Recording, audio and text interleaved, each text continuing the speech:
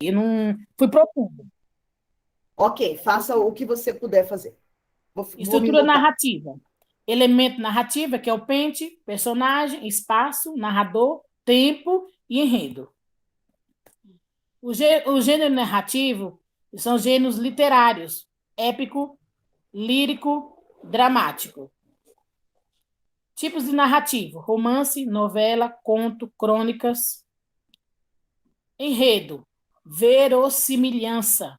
Partes de enredo: conflito, exposição, complicação, clímax, desfecho e enredo psicológico. Personagem: protagonista, antagonista e personagens secundários. O personagem: planos, personagens redondos, físico, psicológicos, sociais, ideológicos, morais. Tempo: é a época em que passa a história, a duração da história, tempo cronológico e tempo psicológico. O espaço.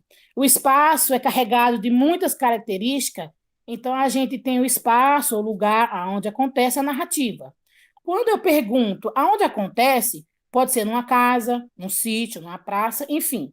Quando a gente consegue responder a pergunta aonde aconteceu a ação, é porque a gente consegue, então, o espaço determina.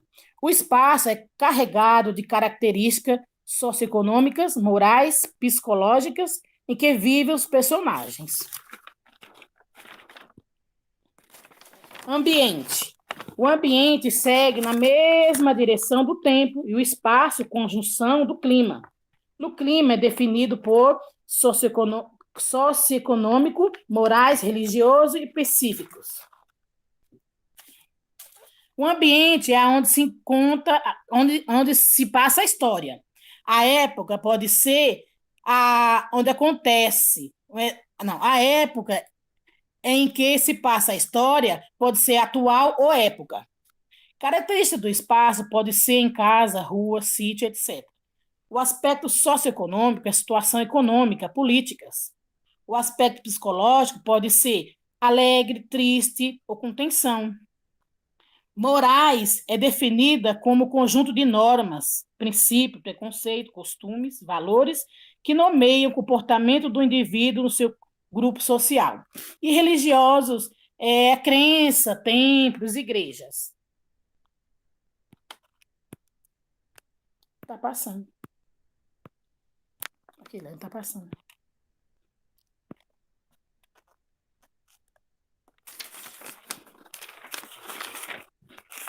Narrador, tipo de narrador.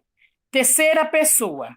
É o narrador que está fora dos fatos narrados, portanto, seu ponto de vista tende a ser mais imparcial. O narrador em terceira pessoa é conhecido também pelo nome de narrador observador. E suas características são onisciência, o narrador sabe de tudo sobre a história. E onipresença, o narrador está presente em todos os lugares da história. Variantes da narração terceira pessoa. Narrador intruso. Não participa da história, mas faz várias intenções, com comentários, opiniões, acerca das ações do personagem. O foco é narrativa à terceira pessoa. O narrador parcial é a história contada de forma parcial, ou seja, o leitor somente será oferecido a visão do narrador, não tendo, portanto, contato nenhum outro ângulo do trama. Além do narrador, personagem, ele pode ser observador onisciente, primeira pessoa, narrador e personagem. Narrador, variante de testemunha. Deixa eu ver aqui, narrador, testemunha. É um dos personagens inserido na história, mas ele não é o principal. O narrador testemunha analisa tudo o que acontece e conta a história em primeira pessoa. Ele vivencia os fatos, mas como não é o protagonista, sua narrativa apresenta uma visão secundária. Narrativa testemunha deve ser usado quando o suspense deve ser deixado em primeiro lugar, quando o ponto alto da história e o suspense, quando a situação deve ser armado e revelado. O narrador protagonista narra uma história de ponto de vista, em que o personagem principal ao ser o ponto central da narração.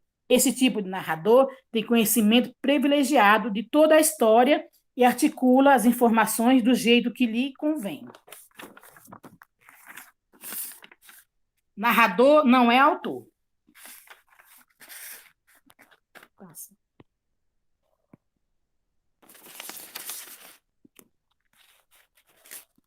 O tema, assunto e mensagem. O tema é a ideia como qual se envolve a história. O assunto, concretização do tema, isto é, como o tema aparece desenvolvido no enredo. Mensagem, pensamento ou conclusão que se pode depender da história lida ou corrida. Discurso direto, discurso indireto livre. Nessa florzinha aí, nessa frente aí, está escrito discurso indireto, indireto livre, indireto.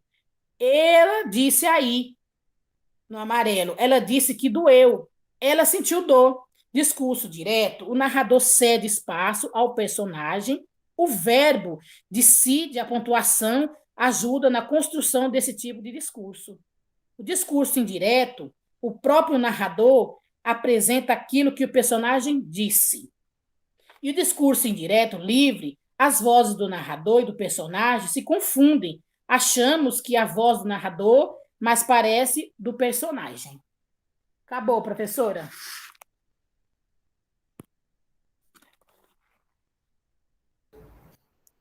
Ok, Valéria, obrigada. Nada. Quem é a próxima? É a Cássia e Marilena, né? Isso. Aí, Val, você clica em parar de compartilhar, no mesmo lugarzinho. Ah, Que peraí, você... professora, você tá aí. Claro, não, tem importância. Ai, vou compartilhar. Cadê a tela da aula? A tela da aula, onde fica? Aqui, Clica parar aí. de compartilhar. Então clica aí. Pronto, professora. Isso, pronto. Aí outras pessoas podem conseguir compartilhar. Agora é a Cássia e Maria Helena. Eu vou compartilhar, tá, Pro? Tá bom, você sabe? Você quer orientação? É na setinha, né? Isso. Tá. Clica na aula.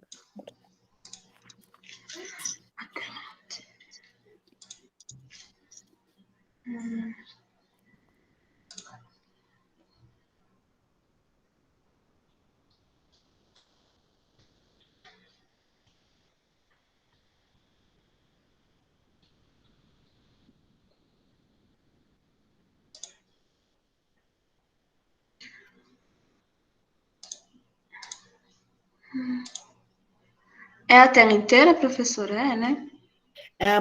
É uma janela. Ah, tá. Deixa eu ver. Esse que não É tá melhor, vendo. é melhor.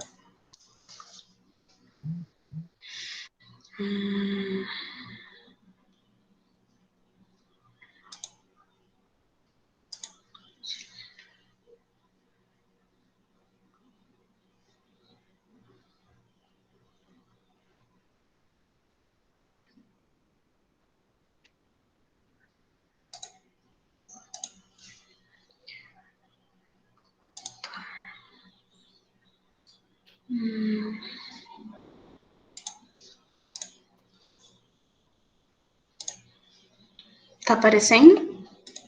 Está assim. Tá. Aqui.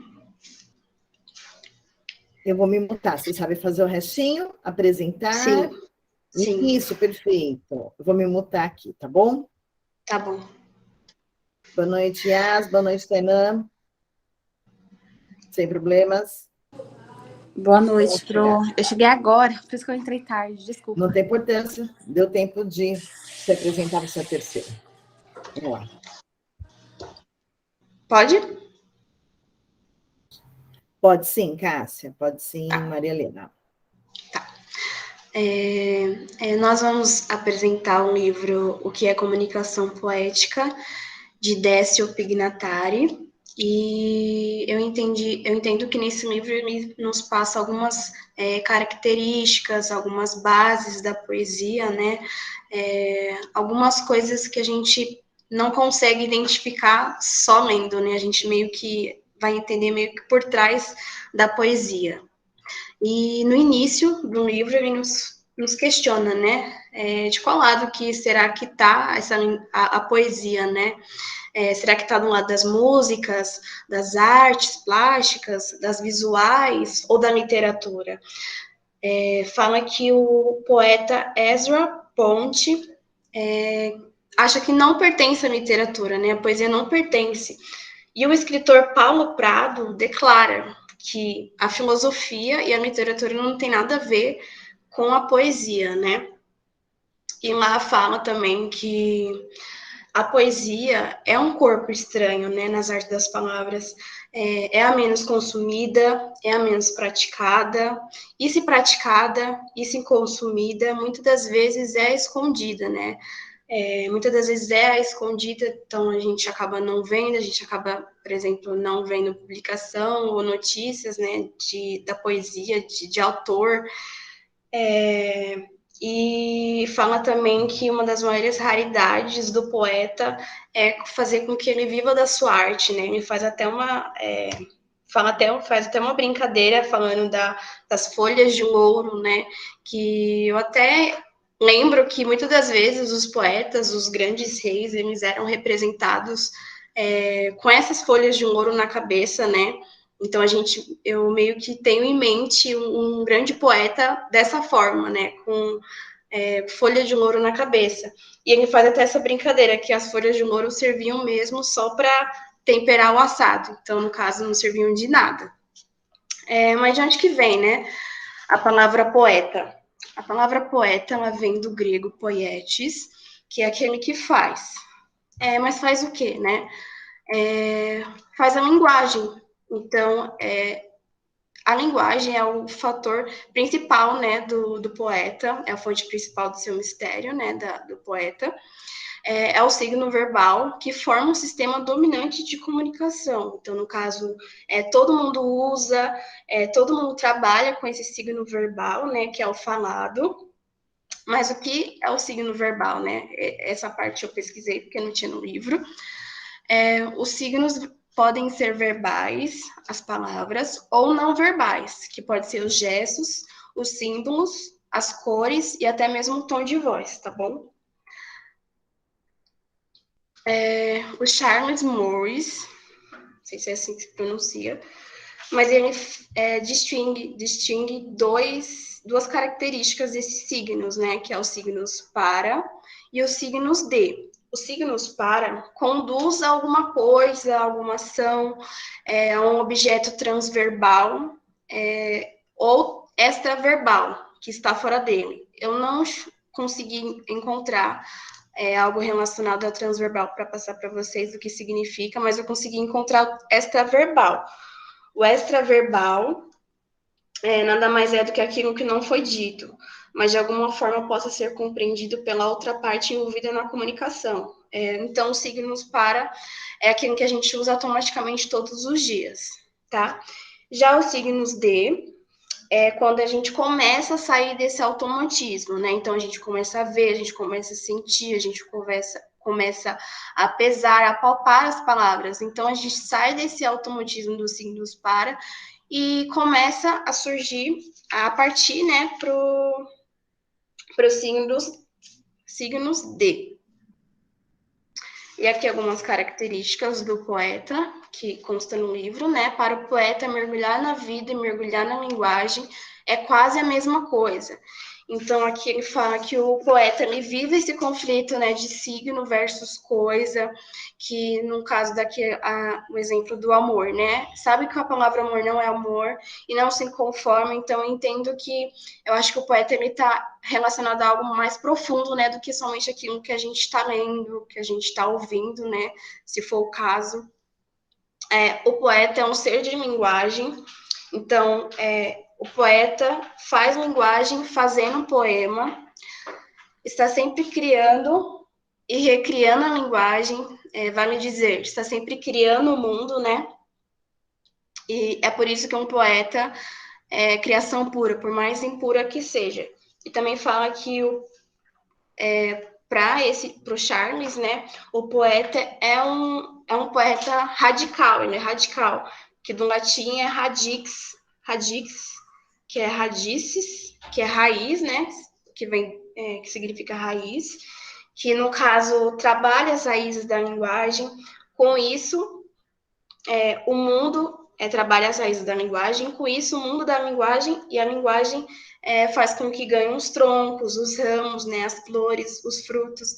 Então, como eu falei, eu acho que a poesia não é somente aquilo que a gente está vendo, né? Através da poesia a gente pode encontrar vários galhos, vários troncos, né? A gente pode fazer com que crie frutos, flores através disso também. O linguista Chomsky, eu acho que é assim que se pronuncia, distingue dois níveis no fato linguístico, que é o nível de... Chomsky é a pronúncia, tá? Chomsky. Obrigada. Nada, imagina. Distingue dois níveis no fato linguístico, que é o nível de competência e o nível de desempenho, tá? O nível de competência se refere a um domínio técnico da linguagem, que aqui dá o exemplo de uma criança de 3 anos, né, de idade, ela já domina essa estrutura básica do seu idioma materno. Já o nível de desempenho é aquele que o falante ele cria em cima desse nível de competência, desse nível nível de competência ou nível de desempenho, no caso, tá? Esses níveis normalmente não são separados, tá? Mas fala até no livro que muitas das vezes, a gente para no nível de competência e não parte para o nível de desempenho. E agora é a Maria Helena. Eu vou falar de semiótica poética, paradigma e sintagma, que são os dois processos da associação ou organização das coisas, por contiguidade e proximidade, e por similaridade, que é semelhanças. Esses dois processos formam dois eixos. Um é o eixo de seleção por similaridade, chamado paradigma, ou eixo paragmático. O outro é o eixo de combinação, por contiguidade, chamado de sintagma ou eixo sintagmático. Semiótica poética e paradigma e sintagma, vou dar um exemplo dos dois aqui. Quando você vê uma pessoa com os olhos azuis, e você faz uma associação quando você vê um isqueiro que você ganhou. Então, você faz uma associação por similaridade e semelhança. Você lembra da pessoa por aquele isqueiro que você ganhou. Você lembra da pessoa. Então, isso é uma semelhança. Os sons que compõem a palavra mesa, depois na escola, quando você é criança, você sabe que a palavra mesa é mesa, mas quando você chega na escola, você sabe escrever usando essa semelhança de ouvir falar que mesa é mesa, depois você só aprende como escreve. A palavra escrita e falada associam-se dessa forma aos objetos designados, ou seja, por contiguidade. Você pode logo perceber que essa combinação tem muito da convivência, ou é arbitrário. Mas quando você imita o som de um carro em uma velocidade, ou vê-lo escrito numa história em quadrinhos, vrum, vrum, está diante de uma associação por similaridade e é governada pela analogia. Esse foi um exemplo que eu dei de semiótica poética e paradigma. Semiótica poética e paradigma, outra vez, diz o Charles Peirce, o criador da semiótica, teoria dos signos. Chama de símbolos os signos por contiguidade e de ícones, os signos que similaridade, mas as próprias palavras que são símbolos se organizam de acordo com os dois eixos, formando fonemas ou grupo de sons inconfundíveis, que são em números limitados e cada língua ou código linguístico. Os fonemas formam grupos ou seleções com base na semelhança e emissão fonológica. O O, o P, o E, o O e o B são labiais, ou seja, a gente fala batendo os lábios. O O, o T, o O e o D são Espera aí, professora, que sumiu tudo aqui.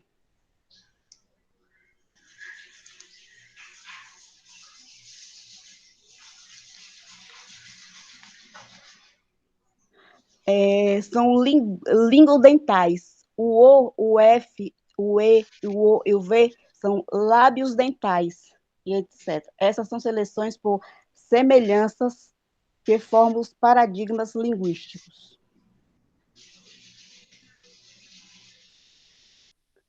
Aí, paradigma e sintagma. Quando você fala a palavra, você está combinando ultra rápido, automaticamente sons extraídos dos paradigmas. É formado por sintagmas, e por isso que esse eixo sintagmático também é chamado de combinatários, ou de combinação, enquanto o outro paradigma é chamado de eixo de seleção. Sintagma é igual a reunião, paradigma é igual a modelo. Eu sei que é meio complicado, professor, eu não consigo explicar isso, não sei se você consegue entender. Aqui embaixo tem alguns exemplos de paradigma, sintagma e sintagmas. O exemplo de você ler um cardápio, a fabricação de um carro e a convocação de futebol. Nessa parte, como a Helena falou, né, alguns exemplos. Primeiro, examinar um cardápio. A gente sabe que um cardápio ele está organizado por grupos, né? No caso, vai o grupo das carnes, os grupos da sobremesa, dos acompanhamentos, das bebidas, né? E a gente selecionando cada item de cada grupo, a gente está formando um sintagma gastronômico. No exemplo da fabricação de um carro, a linha de montagem senão a linha de combinação sintagmática, que no caso vai ser as peças, vai ser os paradigmas, e as peças são o quê? As rodas, os eixos, os motores, as portas, né? Então, tudo do veículo é a combinação sintagmática, e os detalhes, né, as rodas, os vidros, os paradigmas. No caso da convocação de futebol, para selecionar os melhores jogadores, né, da seleção, no caso. Vai estar lá os goleiros, os laterais, os zagueiros, né? Os zagueiros. E para armar o time, que é a sintagma, aí a comissão técnica, ela vai e combina os melhores elementos, né? Como eu falei, os goleiros, laterais. E esses melhores elementos vão ser os paradigmas. Então, o todo, que é o time, o sintagma, e as composições dos melhores elementos, no caso, o melhor jogador, o melhor goleiro, é o paradigma. Aqui tem dois exemplos também. Eu achei esse um pouquinho mais difícil de entender, mas espero que eu consiga passar, né, para vocês. Para o linguista Jacobson, duas são as chamadas figuras retóricas que predominam nessa estruturação, que é a metonimia, que significa tomar parte pelo todo, que prevalece no sintagma, e a metáfora, que é a relação de semelhança entre duas coisas designadas pela palavra ou conjunto de palavras, tá? E no primeiro exemplo, José é águia, né? Aqui a gente percebe alguns traços de semelhança e analogia, que a analogia se refere a coisas que não ficam só entre as partes ou os objetos designados, né? Ela é trazida para as letras, para os sons e figuras do próprio signo. E a semelhança é chamada de paronomasia, que é caracterizada pelo eixo de similaridade, que é o paradigma. E aqui fala, né, que o primeiro exemplo, como eu falei, tem uns certos traços, né, de semelhança, analogia entre José e a água, e relaciona numa metáfora. O segundo exemplo, aguiar é águia, também está relacionado à metáfora, mas também possui algo a mais, que é a transposição ou a tradução da semelhança entre esses objetos, para uma semelhança de sons entre os próprios signos que designam esses objetos, tá? Então, no primeiro exemplo, tem a semelhança da analogia, né, que relaciona com a metáfora, e no segundo exemplo tem a metáfora também, porém, tem esse algo a mais, tá? Que é a transposição, a tradução da semelhança desses sons e desses signos. E resumindo, a metáfora é uma semelhança que dê significados, já a paronomasia é uma semelhança de significantes. Voltando à semiótica poética, o paradigma e a sintagma, em uma poesia você observa a projeção de uma analogia sobre a lógica da linguagem, a projeção de uma gramática analógica sobre a gramática lógica. Uma poesia transmite a qualidade de um sentimento, mesmo quando parece estar vinculada à ideia. Mesmo quando está vinculada à ideia, ela está transmitindo a qualidade do sentimento dessa ideia. Uma ideia, para ser sentida, não é apenas entendida, explicada, descascada. A maioria das pessoas lê poesia como se fosse prosa. A maioria quer conteúdo, mas não percebe formas. Em arte, forma e conteúdo não podem ser separados. Diz a tradição que todo japonês deve pelo menos fazer um poema em sua vida. A maioria faz e tem em geral um poema bem curto e não mostra para ninguém. Nesse poema, ele procura reunir a sua visão de mundo. Para ele, essa poema é sua própria pessoa transformada em signos.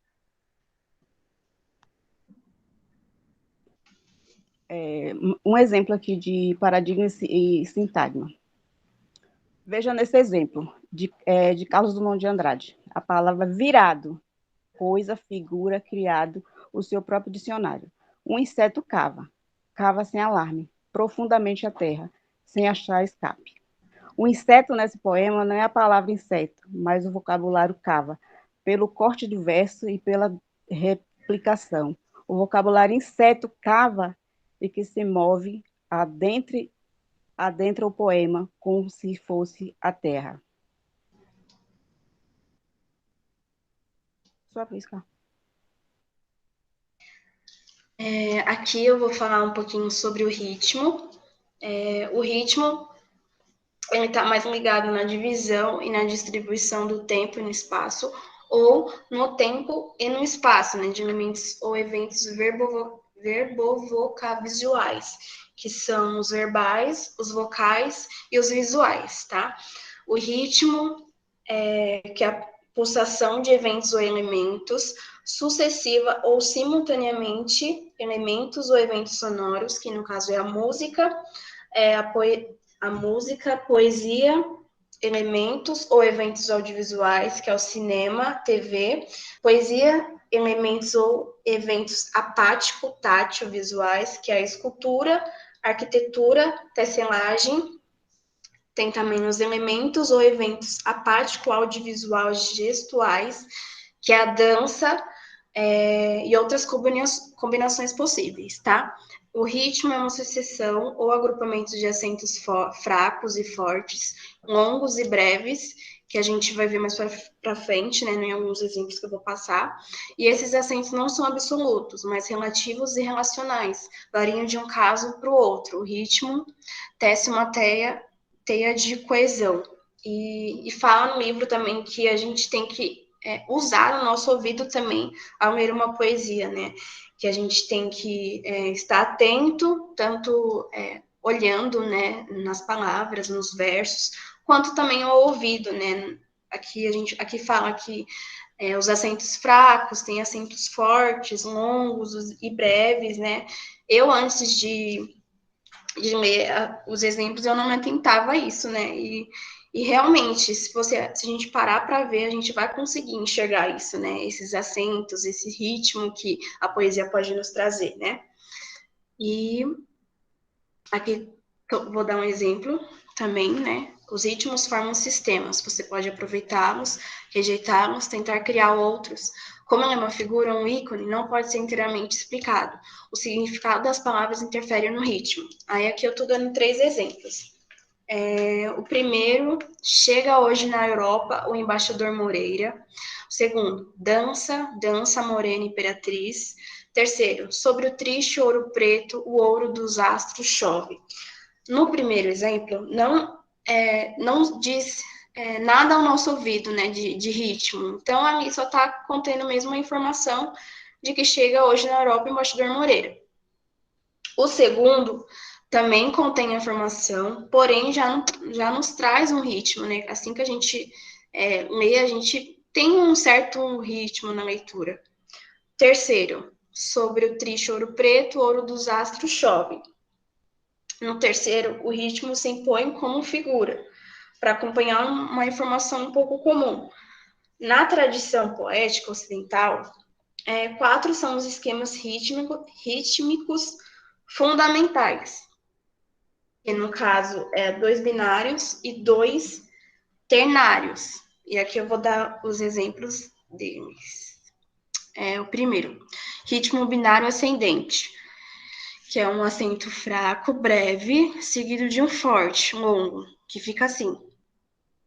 Aí tem 2 exemplos, que é azul, e em plena luz do dia, observe neste último exemplo. O que é no caso a sorte deste mundo é mal segura, funciona como acento fraco e faz elisão que se liga com o de mundo, que junto fica a sorte deste mundo é mal segura. Então, se a gente parar realmente para reparar, a gente consegue identificar, né, esse acento fraco, esse acento forte, longo nas palavras.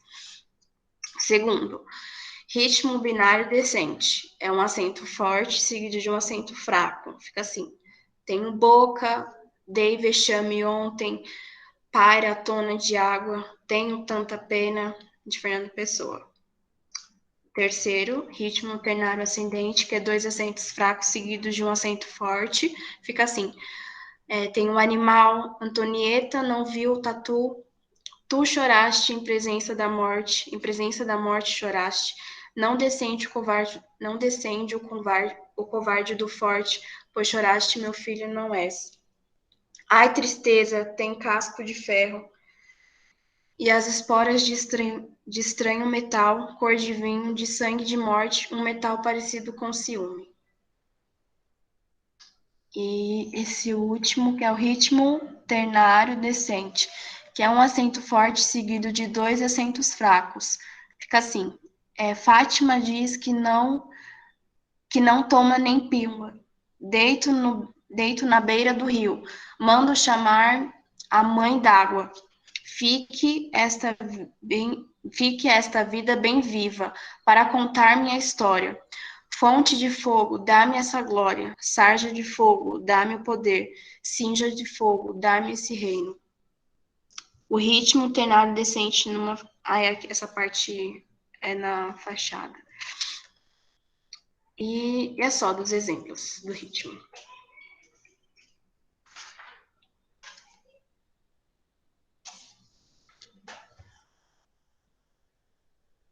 Helena. Então, eu fiquei com métrica. Na tradição luso-brasileira, as numerosas possibilidades rítmicas costumam ser reduzidas a tantas regrinhas, ou mais ou menos caretas, baseadas na acentuação silábica tônica ou forte, embora nem sempre o som acentua o pé, coincida com a sílaba. Ou seja, nem sempre a gente acentua a palavra que a gente pronuncia mais forte. Elas são praticadas para você obter um ritmo, digamos assim, automático. E para conhecer os versos dessa tradição, damos aqui um mini resumo e que se chama de métrica, metrificação ou versificação. Lembretes. A contagem das sílabas é feita até o último acento tônico ou forte. A sílaba terminada em vogal ântona fraca faz ilusão, emenda com a vogal ântona seguinte, formando apenas uma sílaba. Falamos de acentuação obrigatórias que não exclui outros. Alguns exemplos aqui. Versos até 7 sílabas. Não há regrinhas nenhuma acentuação onde quiser. Não acentue sim onde quiser. O verso de 5 sílabas ou pentassílabas é chamada de redondilha menor, ou de 7 sílabas, ou de heptassílabo, de redondilha maior, e de largamente usada. O modelo meu Deus do céu. Professora, eu não sei falar esse nome. Modelo Kiske, acho que é Kiske brasileiro, do heptálabo, é o menos... É os meus 8 anos. Eu vou citar aqui um pouquinho. Que saudade que eu tenho da minha aurora, da minha vida. Da aurora da minha vida, de onde a infância querida, que os meus anos não trazem mais. A banda do Chico Buarque também é redondilha maior, em sua primeira parte. Rima. Semelhança de sons que se acoplam verticalmente no final dos versos. Pela estatística da linguagem, informam menos ou os sons mais previsíveis.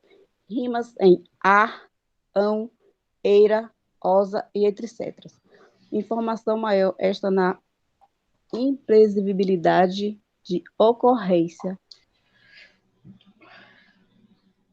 Canta nos pântanos. A rima pode ocorrer até dentro de um mesmo verso, como se faz Edgar. Põe o corvo. É um nome em inglês aqui. Ou pode ser apenas uma rima toante, incompleta, quando apenas as vogais se aproximam sonoramente, e o procedimento habitual de João Cabral. Tão espessa que até parece que já nunca mais se dissolve, tão espessa como se a espera não fosse de trem, mas de morte. Os poetas gregos e latinos nunca empregaram a rima, nem por isso foram menos. Você, cara. Aqui eu vou falar um pouco sobre a amostragem sincrônica, né, tudo ao mesmo tempo, e alguns exemplos. Ezra Pound classifica os poemas em 3 tipos fundamentais, que é aqueles em que predomina a fanopeia, que são as imagens, as comparações, as metáforas, e aqueles que predomina a malopeia, que é a música, mesmo ela sendo dissonante ou antimúsica, e aqueles que predomina a logopeia, que é a dança das ideias entre as palavras. Nós podemos encontrar os 3 no mesmo poema. Aqui são alguns exemplos. Fanopeia. Maria Magda, debutante de maio, esmaga um rouxinol na axila depilada, e Frederico e Ted Teobaldo defloram seu batom nas tardes de Eldorado, Haroldo de Campos. Logopeia. Tenho tanto sentimento que é frequente persuadir-me de que sou sentimental, mas reconheço, ao medir-me, que tudo isso é pensamento que não senti afinal. Fernando Pessoa. A malopeia. Me senti perdida no meio da noite tão triste de ver que não vejo você, meu desejo tão triste de ter. Aloísio Figueiredo e J.M. Costa. Fanopeia apática, tátil. E que prazer o meu, que prazer insensato, pela vista comer-te o pêssego do lábio, e o pêssego comer apenas pelo tato. Aqui tenho 3 exemplos de algumas formas de poesia, né? A primeira, que é chamada de poemas semióticos, ou sem palavras, que podem ser desenhados ou montados de forma de objeto, né? Conforme aparece nessa primeira imagem, né, que mesmo que a gente possa não ter nenhuma palavra, a gente meio que consegue identificar, né, o que está representando, o que quer dizer. Na segunda, seria um poema não linear, né, que é tendência quando começa a distribuir as palavras, né, a gente percebe aqui que está meio que caindo. E nessa terceira imagem, seria, ele está dando uma comparação a uma poesia tradicional, né? Que é bem como a música, você pode observar a mesma coisa, né? As linhas horizontais, que são os versos, comandam a melodia que é linear, que no caso é essa primeira, mas os sons também se combinam verticalmente, formando a harmonia. Então, eles fazem uma comparação com a poesia e a música. E é isso, professora. Finalizamos.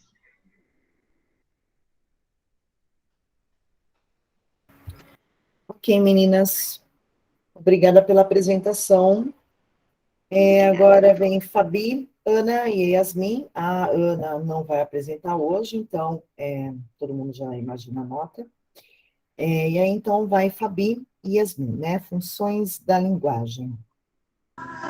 Sim, Pro. Isso, Pro, isso mesmo. A senhora pode, por favor, me auxiliar aqui? Como que eu faço para Claro. compartilhar minha página? Sim. Tá vendo a mãozinha levantada? Perfeito. Embaixo, o ladinho que tem uma setinha para cima. Certo. Apresentar agora, está escrito. Aí você clica nele, e aí então você clica uma janela. Certo. E aí então vai abrir as janelas que você tem aberto aí no seu computador, no seu celular, enfim, onde você vai apresentar. E aí então você escolhe aquela tela que você quer compartilhar. Apareceu nós mesmos, é isso? E isso aí você vai abrir a tela que você quer depois, não tem importância. Tá, perfeito. Isso, você já está compartilhando tela. Certo, aí vocês estão vendo meu computador, né? Isso mesmo. Eu vou compartilhar através do Google, porque eu não tinha visto, mas esse meu PC, ele tá sem PowerPoint. Então, eu mandei para o meu e-mail e aí eu vou fazer a apresentação por aqui, tá? Não tem importância. Aí você vai, deixa eu ver onde que é a apresentação. Ah, você está conseguindo já. Ótimo. Isso mesmo, querida. Podem começar, tá bom? A hora que vocês quiserem. Eu vou me mutar e vou fechar aqui para vocês se sentirem mais à vontade, tá bom? Perfeito. Pode começar o que vocês quiserem. Respira aí e vai. Tá, obrigada. Então, boa noite, meninas. Boa noite, professora, novamente. Eu, a Yasmin e a Ana pegamos os livros Função das Linguagens e aí a gente vai apresentar para vocês. De primeira mão, a gente vai ler o slide, logo em seguida a gente explica. Ou só pelo slide mesmo, se vocês tiverem qualquer tipo de dúvida, vocês podem perguntar para a gente, não tem problema. Deixa eu passar. Certo. Então, aqui é como se fosse uma pergunta mesmo para poder começar a falar referente ao tema que a gente vai apresentar. Você sabe qual é o perfil da mensagem? O funcionamento da mensagem ocorre tendo em vista a finalidade de transmitir, uma vez que participam do processo comunicacional, emissor e receptor. Então, basicamente, para que ocorra o funcionamento da linguagem, é necessário que exista um emissor, a pessoa que vai falar ou que vai dizer algo, né? E um receptor, aquela pessoa que recebe a mensagem que está sendo passada. No caso aqui, como eu estou fazendo a apresentação para vocês, eu sou a emissora que eu estou apresentando e vocês são o receptor que estão recebendo essa apresentação. Portanto, os fatores que sustentam o modelo da comunicação são 5, que é o emissor, receptor, isso que eu falei para você, o que emite a mensagem, o que recebe, o canal, o código e a mensagem. Então, eu vou apresentar cada um para vocês, falar um pouquinho deles. Como eu havia dito para vocês, o emissor é aquele que envia a mensagem, o remetente, o falante. O receptor é aquele que recebe a mensagem. Então, ele é o destinatário, o ouvinte. Mensagem é o que se fala, o conteúdo que vai ser transmitido. Código é o meio pelo qual se passa a mensagem. Pode ser por gesto, figuras, fala ou escrita. O canal é o meio pelo qual a mensagem circula. O contexto é o meio no qual o receptor e o emissor estão inseridos. Situação, lugar. Então, o canal é o meio pelo qual a mensagem está circulando. No caso, eu estou fazendo essa apresentação para vocês. Então, a mensagem está circulando aqui, né?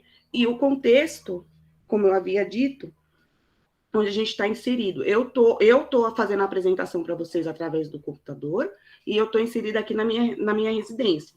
Vocês estão recebendo a mensagem aí. Pode ser através do celular, né? Vocês podem estar tanto na residência de vocês ou em qualquer outro ambiente. Que eu não sei onde que cada uma está assistindo essa aula.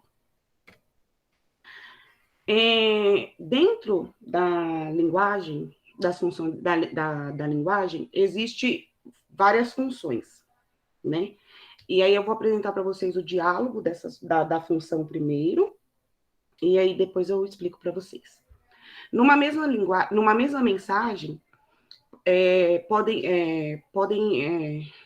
porém, várias funções podem ocorrer, uma vez que atualizando concretamente possibilidades de uso do código, entrecruzam-se diferentes níveis de linguagem. O próprio slide mesmo, agora que eu estou apresentando para vocês, ai, peraí, desculpa. Deixa eu só ver se eu falei certinho. Falei. Perdão. Esse é o diálogo, né? Em cada exemplo, procuraremos mostrar esse conjunto articulado, onde uma função marca a qualidade da mensagem e as outras marcam o contraponto, para desenharem o diagrama relacional da mensagem. Se as funções dialogam, não há mensagem solitária na sua marca. Então, para que eu possa passar uma mensagem para vocês, vocês têm que estar ouvindo, têm que saber daquilo que eu estou dizendo. Aí, existem várias funções, né, como eu havia dito. Aí, a gente vai apresentar uma por uma para vocês e falar também alguns exemplos. Quer que eu fale, amiga? Posso ir falando agora? Pode, se você quiser, pode falar. Tá. O que é referente?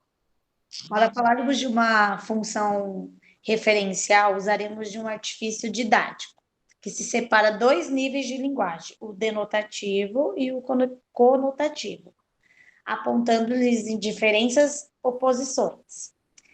Tipo assim, o denotativo é um sentido real, é um objetivo que transmite a informação, é orientar, respeitar diversos assuntos, conceitos, fatos, ações, sentidos, literal, real.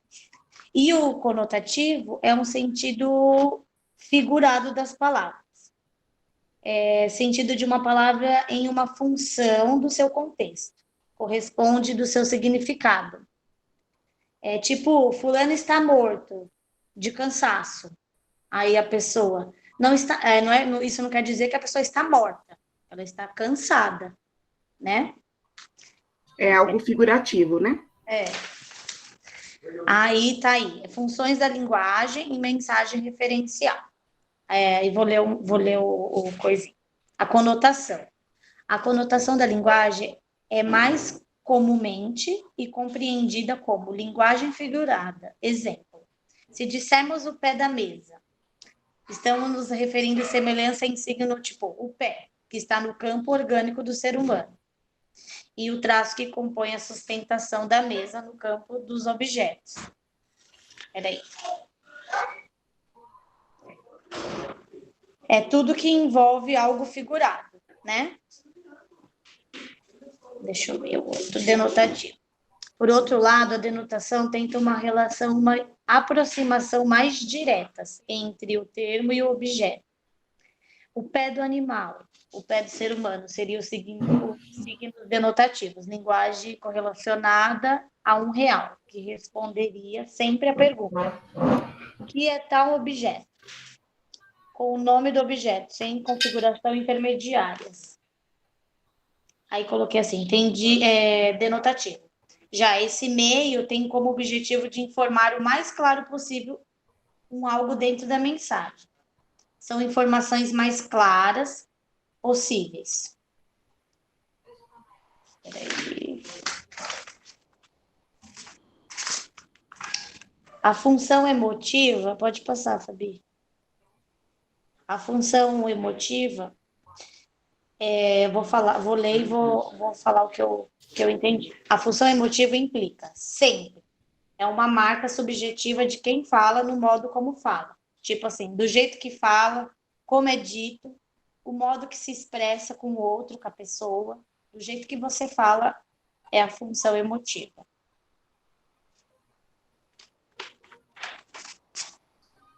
Aí, exemplo. Aí tem a música aqui, né? Quem é o emissor em detalhes. Aí a música do Roberto Carlos. Quer que leia? Melhor ler, né? Não adianta nem tentar me esquecer. Durante muito tempo em sua vida, eu vou viver. Detalhes tão pequenos de nós dois. São coisas muito grandes para esquecer. E toda hora vão estar presentes, você vai ver. Todos conhecemos essa canção na memória afetiva, a letra de detalhes, de Roberto Carlos e Erasmo Carlos, qual transcrevemos fragmentos, o suficiente para percebermos o alto teor emotivo, não apenas na letra, mas na frase musical e no acompanhamento, que reborda a música. O modo como, eu coloquei assim, o modo como ele está falando para o outro. Como que ele está passando a mensagem, a música, né? A função conotativa é quando a mensagem está orientada para o destinatário e trata-se aí da função conotativa. Esta palavra tem a sua origem no termo latino conatum, que significa tentar influenciar alguém através de um esforço. A função conotativa também é chamada de apelativa, numa ação verbal do emissor, de se fazer notar pelo destinatário, seja através de uma ordem, exortação, chamamento de invocação, saudação sobre. Aí eu coloquei, é usado muito nos gêneros textuais, como discursos políticos, publicidades, propaganda, uma função apelativa. E revelada também nas fórmulas mágicas e encantatórias, que se expressam em forma de desejo. Fique com Deus ou vai para o inferno. Tipo, frases, peraí, deixa eu ver aqui onde eu coloquei.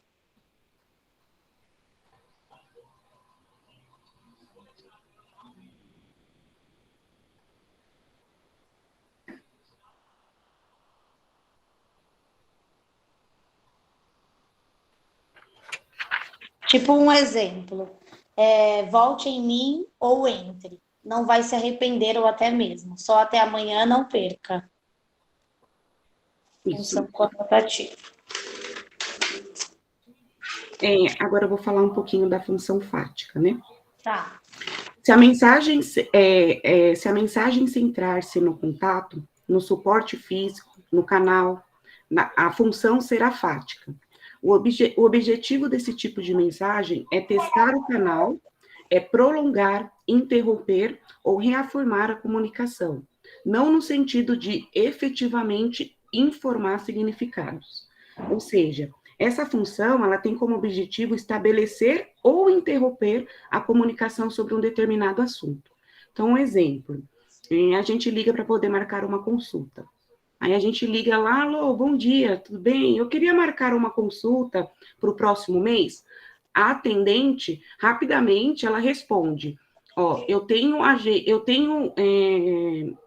agenda com o doutor no dia 7, entre o dia 7 e 10. A pessoa vai e fala, eu quero dia 8. Tá bom. Então, ela tenta, o máximo, ser direta e objetiva. Já na função poética, ela é caracterizada pela preocupação com a forma do discurso, ou seja, o modo utilizado para transmitir uma mensagem. Essa função da linguagem é encontrada nas obras literárias e muitas vezes é confundida com a função emotiva. Lembre-se que a função poética, o mais importante é a mensagem em si. Nessa função, o emissor ele preocupa-se de qual maneira a mensagem será transmitida. Nela também é utilizado um pouco de conotação das palavras. Um exemplo. Apesar de não ter frequentado a escola, dizia que a avó era um poço de sabedoria. Falava de tudo e sobre tudo, e tinha sempre um provérbio debaixo da manga. Nesse exemplo que eu passei para vocês, observar que o foco da mensagem, que transmitimos algumas palavras conotativas, como poço, né? E seria, no caso, algo profundo. Manga, que é no sentido figurado, para não dizer que ela é rica e inteligente. Então, eles acabam misturando as palavras, né? Colocando as palavras tanto figurativa como conotativa dentro de uma linguagem, de uma mensagem que eles vão transmitir. Eu coloquei assim também, coloquei valorizar a mensagem da forma que ela está sendo transmitida. Isso mesmo. E também temos a função metalinguística. É uma mensagem de nível metalinguístico, implica que a seleção operada no código combine elementos que retornem ao próprio código. Aí eu vou explicar para vocês. Esse também eu coloquei assim, peraí, antes de você falar, Fabi. É um código da falar dele mesmo, tipo um filme. Tipo assim, imagine um filme que está explicando em melhores formas de se produzir. Coloquei assim. Isso mesmo. Então, essa função, ela mesma, a própria fala já diz, né, que ela é uma função que está relacionada a ela mesma, né? O emissor explica um código utilizado, explica um código utilizando ele próprio. Um exemplo. Escrever é uma forma de expressão gráfica. Esse é um exemplo nessa frase. Isso define o que é escrita.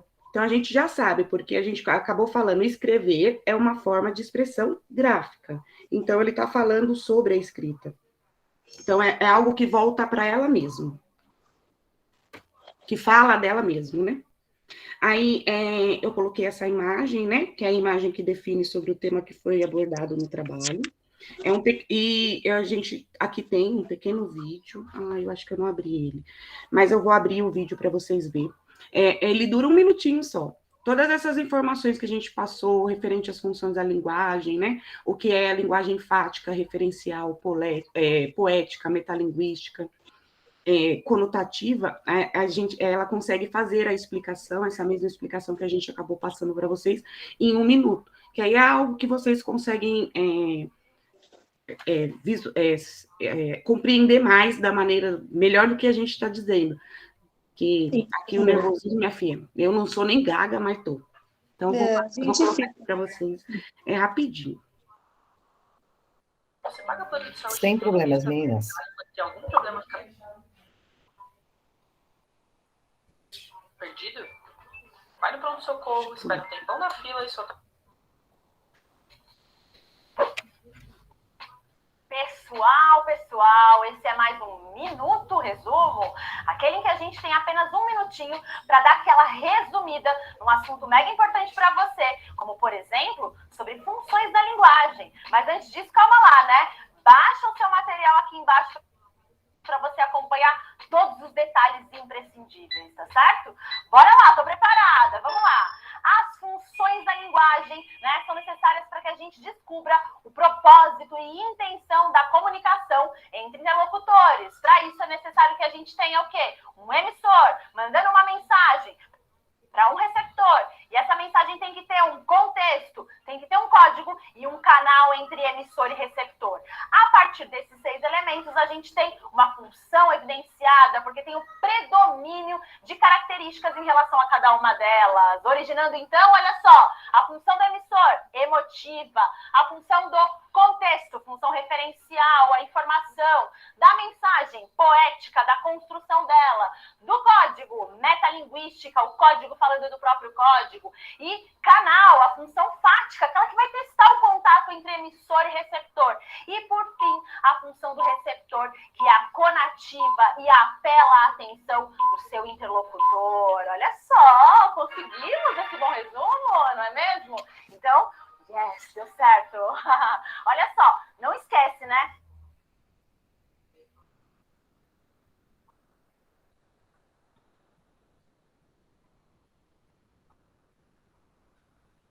Ainda estão lendo, gente? Estão me escutando? Estamos sim, Fabi. Ah, sim. Então, esse livro, né, que a gente ficou como função da linguagem, ele é um livro curto, né? Ele possui poucas páginas, então por isso que a gente acabou montando essa apresentação até com poucos slides. Mas todas essas funções que a gente passou são as funções que apresentam no livro. Claro que lá eles colocam mais de 3 exemplos cada um, né? Então a gente acabou optando por falar um pouco de cada função e dar um exemplo referente a cada uma delas. Então por isso que ficou assim, curtinho. Mas é isso, a apresentação. Mais alguma coisa que vocês queiram falar? Só isso, Pro. Sobre aqui. Perfeito, meninas. Muito bem. Bom, meus amores, como nós havíamos combinado, hoje apenas 3 apresentações, as 3 foram feitas. Semana que vem, como eu disse a vocês, eu faço o procedimento, então no dia 12 eu estarei afastada. E aí, então, as outras 2 apresentações que faltam ficam para o dia 19, tá bom? Muito bem, preparem-se, e aí, então, a gente vai ver aí a apresentação dos outros 2 grupos no dia 19 mesmo. Bem, gente? Tá bom, Pro. Ok. Alguma pergunta para os grupos? Alguma dúvida que vocês tenham ficado? Vocês queiram tirar? Pri? Val, enfim, Yasmin, Marilena, Fabi, professora. Karina, alguém? Tranquilo. Então tá bem. Não. Pro, essas apresentações, que nem no caso, né, das meninas, a gente pode depois ter acesso? Porque é interessante, né? Sim, claro, né? Todas elas bem interessantes. Eu vou disponibilizar, sim, pelo YouTube e para vocês pelo Sponte, tá bom? O Como a gente material. está gravando, a Que ideia é essa, né? Tá bem? Bom, meus amores, é isso. A gente fica por aqui, então. A aula de hoje eram só essas 3 apresentações mesmo. E aí, então, na outra semana a gente se vê. E aí, então, a gente encerra esse semestre. A gente fez uma aula, na verdade, depois do dia 19, né? No dia 26. A gente Pro, você tem... vai parar a gravação? Exatamente, que é a revisão para a prova, que é no dia 3 Certo. de dezembro. Já está aí, gente. Ô, Pro, essas nossas apresentações, os slides, a senhora vai abrir no Sponte para a gente poder enviar? Ah, eu não abri ainda? Não, a senhora só abriu... Hoje, quando eu entrei, não estava. A senhora só abriu a questão outra. com gêneros textuais, só. Isso. Tá. Então, vou abrir agora no Sponte. E aí, então, eu vou deixar até dia 19 para vocês colocarem, tá bom? Só para vocês também não esquecerem do dia da apresentação. Mas, claro, vocês já devem ter tudo pronto, ou pelo menos uma boa parte, né? Porque era para ter sido na semana passada, enfim. E ainda Pro, eu enviei, tá? Tá ótimo, tá ótimo. Você enviou por onde, tá? Pelo Sponte. Ah, tá. Tá bom? Do gênero textual? Acho que sim. O da educação infantil, não é? Eu já enviei também o meu. Já enviei. Peraí. Você enviou por onde, cara? Sponte. Sponte, professora. É porque tem um aberto no Sponte. O que tem aberto no Sponte? É uma pesquisa sobre gênero textual. Eu coloquei. Então aquela lá é gênero textual. Esse daqui Sim, é uma outra de coisa. prazo, né? Então eu vou abrir como aula invertida, tá bom? Aí, Cássia, você, por gentileza, coloque direitinho, senão Tá bem bom. bagunçado o negócio, tá bom? Então vamos lá. Dia 3 já é a revisão, né? 3 é a prova, né? 3 de 3 dezembro é já a prova. A revisão é uma semana antes. Isso, no dia 26. Tá certo, professora. Notou aí? Vai Marquei. esquecer, pelo amor de Deus. Eu lembro vocês, eu lembro. Eu Na lembro, próxima- eu lembro. no dia 19 eu lembro vocês. Pode deixar. Tá bom? Aí fica assim, então, no dia 19, Adriana e Karina com Gostosuras e Bobices, e aí, na sequência, a Tati e a Tainá com a Morfologia do Conto Maravilhoso. Certo? Certo. O combinado não sai caro, como sempre. Então tá, meus amores. Um beijo. Boa noite, professora. Boa Obrigada, noite, boa meninas. Fica com Deus. A gente Boa se noite. Boa final de semana, Tchau, boa gente. noite. Descanso. Obrigada, Tchau, professora. Boa tchau. noite. Beijo. Tchau, tchau. Até Obrigado, segunda. Bom Pro. fim de semana. Obrigado e obrigado por ter me esperado. Não, imagina. Estava na ordem, né? Então, por isso, se você não tivesse chegado e fosse a primeira, eu ia fazer a mesma coisa que eu fiz com os outros grupos, para não dar motivo de fala. E aí, não, então... Tá bem, é porque eu saí tarde. Hoje eles foram pegar mais tarde as crianças. Não, Yas, você sempre chega assim, mais tarde, porque você sai às 7. Então, assim, é impossível você estar às 7h20 até você se deslocar, entendeu? Tá bom. Obrigado, Pro. Imagina, meu amor, se cuida da sua irmã, tá bom? Tá bom. Tchau. Tchau, querida.